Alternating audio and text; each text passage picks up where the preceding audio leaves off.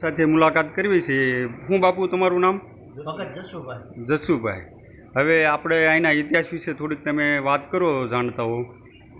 પાંચ ટોપરા ગામમાં આવ્યા છીએ અને મૂળુ બાપુની જગ્યા છે અને ગુરુ શ્રી દાન બાપુનો જે અહીંયા ઇતિહાસ છે, સલાવાળા દાન બાપુ થઈ ગયા ને તેમનો અહીંયા ઇતિહાસ છે અને એની આ મૂળ જગ્યા છે, મૂળુ ભગત કહેવામાં આવે છે અને તેમનો આ આશ્રમ છે અને આપણે આ આશ્રમના તમને દર્શન કરાવીએ છીએ. અને આ મહાન સંત થઈ ગયા તેવી એક મહાન જગ્યાના આપણે અહીંયાની મૂળ સમાધિ સ્થાન છે અને એ સમાધિ સ્થાનની અંદર આપણે અહીંયા દર્શન કરાવીએ તમને. અને પછી ઇતિહાસ સાથે બરાબર હું બધી ચર્ચા કરીશ તમને. અહીંયાના મહંત છે તેમની સાથે. એટલે આપણે આ પહેલાં સમાધિ સ્થાનના દર્શન કરાવી. આ શરણ પગલાં છે, આ શરણ પગલાં છે અને અહીંયા પંજાનું જે નિશાન છે દાન બાપુનું. દાન બાપુએ મારેલો પંજો. આ દાન બાપુએ અહીંયા પંજો મારેલો એ વખતની અંદર જગ્યા સ્થાપના કરેલી એ વખતની અંદર. અને સલાળાના જે દાન બાપુ કહેવાય છે ને એમના શિષ્ય અહીંયા મૂળુ ભગત. હા, મૂળુ બાપુ. મૂળુ બાપુ દાન બાપુના શિષ્ય. દાન બાપુના આદેશથી પંજો લાગ્યો અને દાન બાપુના આદેશથી અહીંયા પંજો લાગેલો. આ પછી મૂળુ બાપુ ત્યાર પછી અહીંયા પીઠા ભગત કરીને થઈ ગયા અને હનુમાનજી હારે વાત કરતા એવો ઇતિહાસ બોલાય છે અહીંયા. અને અહીંયા તેમની હનુમાનજીની સ્થાપના પણ છે, તેમનું આપણે દર્શન કરવી.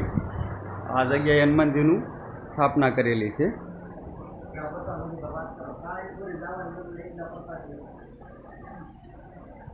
આપા પીઠાના હનુમાન કહેવામાં આવે છે અને આ જે એમના દર્શન આપણે કરવી છીએ.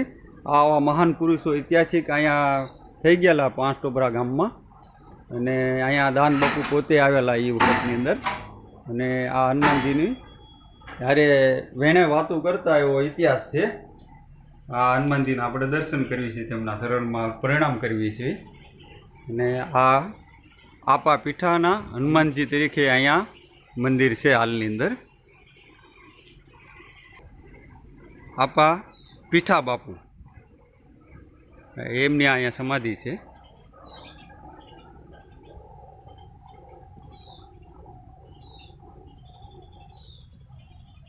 આ એમના શરણ પગલાં છે પીઠા બાપાના અને સમાધિ સ્થાન છે.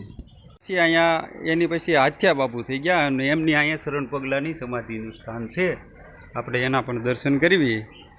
અને ત્યારબાદ શ્રી ભીમબાપુ થઈ ગયા અને એમની પણ અહીંયા સમાધિ સ્થાન છે. આ એના શરણ પગલાં છે. હા,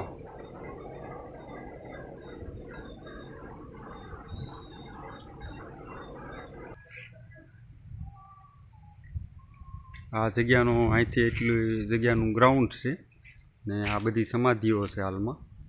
આ જગ્યા આપણે દર્શન કરી રહ્યા છીએ અને આ જગ્યાનું વર્ણન કરાવું છું તમને. આ બહુ ઐતિહાસિક જગ્યા છે, સંત મૂળુ બાપુની જગ્યા. આ એમનો જૂનો ઓરડો છે સંત મૂળુ બાપુનો. આ પીઠા વખતનું છે ને ચિત્ર? મૂળુ બાપુનું. હા, બરાબર, મૂળુ બાપુનું. હવે આ મૂળુ બાપુ વિશે તમે થોડીક વાત કરો. હાલની તકે અખંડ શનિવારે 90 વર્ષથી મારા બાપુના બાપુ ગભરુ બાપુ ચાલુ કરેલી ભજન સંતવાણી કાયમ શનિવારે રહેતી. પણ એમાં આ કોરોના કાળ દરમિયાન બંધ રાખવું પડ્યું હતું. ત્યાર પછી બાપુ ભીમ બાપુ શ્રી અમારા દેવ થઈ ગયા 3 મહિના પહેલાં. એમને એકાદશી બહુ પ્રિય હતી એટલે એકાદશીનું એક રાતો જાગરણ કરતા. અમે બધા શનિવારે એટલે બધા ભેગા ન થાય તો બાપુ કે શનિવાર કરતાં આપણે એકાદશીનું રાખીએ તો બહુ સારું, ઠાકરે ખુશી થાય અને ઠાકરમાં જાગરણ કરવાનું માધ્યમ બહુ છે. એટલે એકાદશી ત્યાર પછી બાપુ ચાલુ કરી. આજે એકાદશી 2 અંજવાળે અને અંધારી, કૃષ્ણ પક્ષ ને શુક્લ પક્ષ 2 એકાદશી આપણે સંતવાણી ચાલે જ છે. બરોબર, દર એકાદશી સંતવાણી. 90 વર્ષથી જે અખંડ ભજન આ કોઈ ચાલુ હોય તો આપણે આ જગ્યામાં છે. 90 વર્ષથી અખંડ ભજન. 90 વર્ષથી અખંડ ભજન ચાલે. શનિવારીને બદલે આપણે એક એકાદશી ચાલુ છે. બરોબર. આ અહીંયા ભીમબાપુ થઈ ગયા, એમનો ઇતિહાસ તમે જાણતા હોય તો થોડોક કેવું? ભજન બહુ હતું. એ વસનચિત પુરુષ હતા અને જે બોલે થતું. એમાં એક ભગવાન ચાણસુર કરીને એના કાકી દરબાર હવાલદાર હતા. અહીંયા નોકરી કરતા અને સેવા કરે એટલે બાપુને એક દિવસ મોજ આવી કે ભગવાનભાઈ તમને ઠાકર કે દીકરો જે છે કે બાપુ હવે 60 વર્ષ કે નહીં આપ તો તમને દે, અને જો જમણા હાથે 6 આંગળી આવે તો જ માનવું કે 5 ટોપરાના ઠાકરને, નકર તમારા ભાગ્ય. અને બાપુએ કીધું એ પ્રમાણે જમણા હાથે 6 આંગળી, અને બાપુના આદેશ પ્રમાણે દીકરો છે ભગવાન સાણસુદને. બરોબર. જો આ અણકીને જ્યારે મારવામાં આવી ને ત્યારે એના પેટમાં જે બચ્ચા હતા ને એ જે કરુણ આ દૃશ્ય જોયું ને ત્યાર પછી જે એમનું હૃદય પરિવર્તન થઈ ગયું અને મૂળ બાપુ મહાન સંત થઈ ગયા. અને આ પેલા શિકાર કરતા હતા ને તે દૃશ્ય છે, અહીંયા ચિત્રરૂપી દૃશ્ય બતાવેલા છે. મૂળ બાપુ પેલા શિકાર કરતા હતા એ વખતનું દૃશ્ય છે. અને આ જે માત્રા બાપુએ કમળ પૂંજા કરેલી, આપણે કઈ જગ્યાએ ઘેલા સોમનાથની અંદર કમળ પૂંજા કરેલી, આ એનો ઇતિહાસ છે. અહીંયા આપણે ઘેલા સોમનાથ જે થઈ ગયું ને ત્યાં, અને અહીંયા શ્રી ભીમ બાપુ છે પૂજ્ય, આ એમનું ચિત્ર સ્વરૂપ અહીંયા દર્શન છે. સાથે મુલાકાત કરવી છે. હું બાપુ તમારું નામ? ભગત જસુભાઈ. જસુભાઈ. હવે આપણે અહીંના ઇતિહાસ વિશે થોડીક તમે વાત કરો, જાણતા હો. ટૂંકમાં આજથી મારે 8મી પેઢીનો હું 8મો ગાજેશમાં હતું. મારા મૂળ બાપુ થઈ ગયા 8મી પેઢીએ. 8મી પેઢીએ મૂળ બાપુ. મહાન સમર્થ પુરુષ જેને કહેવાય. જોકે અવતારી પુરુષ હતા. પહેલાં ધીંગાણામાં જતા તો એમને બંદૂકની ગોળી અસર ન કરતી. જ્યાં ડેલીના ગડેરામાં આવીને ભેટ છોડે તો જેમ શરીરમાંથી બંદૂકની ગોળી ખરીદાતી. પણ કાંઈક સોબતની અસર અને માયાનું આવરણ બંને ભેગું થયું એટલે થોડોક પડદો આવી ગયેલો, એટલે અવળા ધંધે ચડી ગયા. શિકાર ખેલો, લૂંટું કરવી. પણ અમુક સમય જતાં એક અમારા ગામમાં 5 ટોબરામાં હણકી મારી, અને મારતા એને વીખી એટલે જીવતા બચ્ચા નીકળ્યા.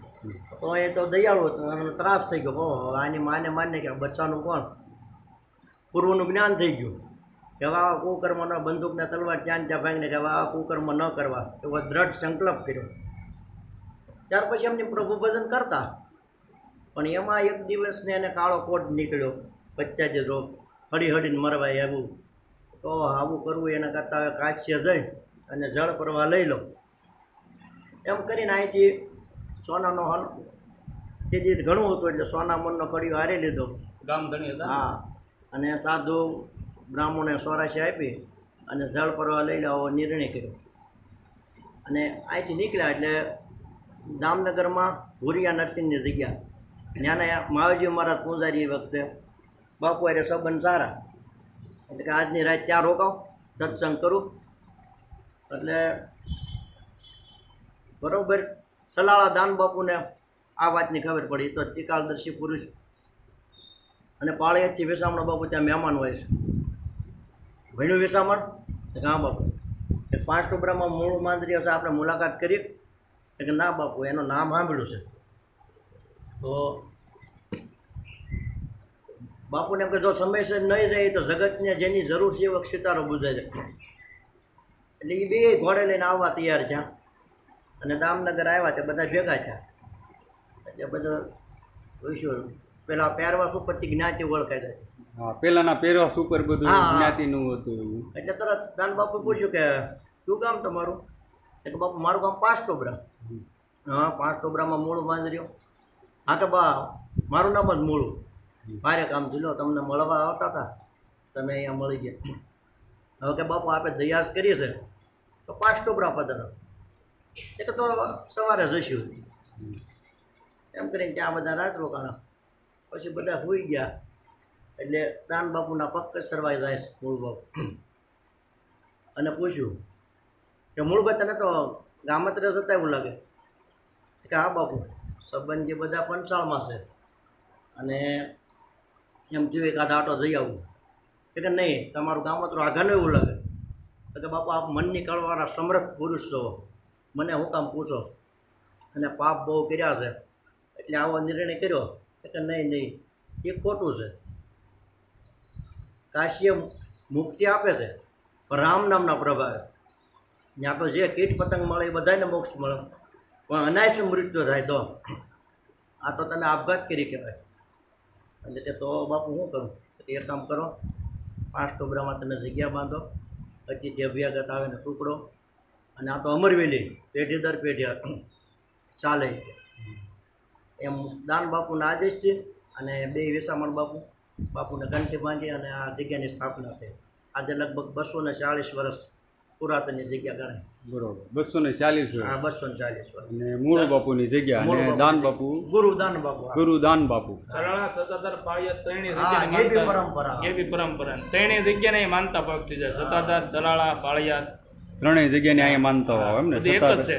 એક જ. અને મૂળો બાપુના ભાઈ માત્રા બાપુએ પણ 21 કમળ પૂંજા ચડાવી ગેલા સોમના. ગેલા સોમનાથમાં મૂળ બાપુના ભાઈ નાના ભાઈ હા. નાના ભાઈ એમનું નામ 21 કમળ માત્રા બાપુ માત્રા બાપુ. માત્ર આપા માત્ર. બરોબર. 20 નખ અને એક મસ્તક.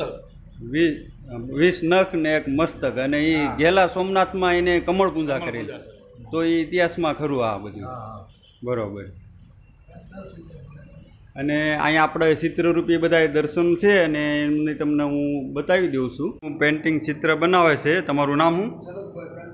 જનકભાઈ પેન્ટર. અને બહુ મસ્ત પેન્ટિંગનું કામ કર્યું છે અને અહીંયા બધા સૂત્રો પણ લખ્યા છે એમને. અને આ મૂળ પણ આશ્રમમાં આપણે આવ્યા હતા અને અહીંની મુલાકાત કરી લીધી છે અને આ ચિત્ર અમને બનાવેલું છે.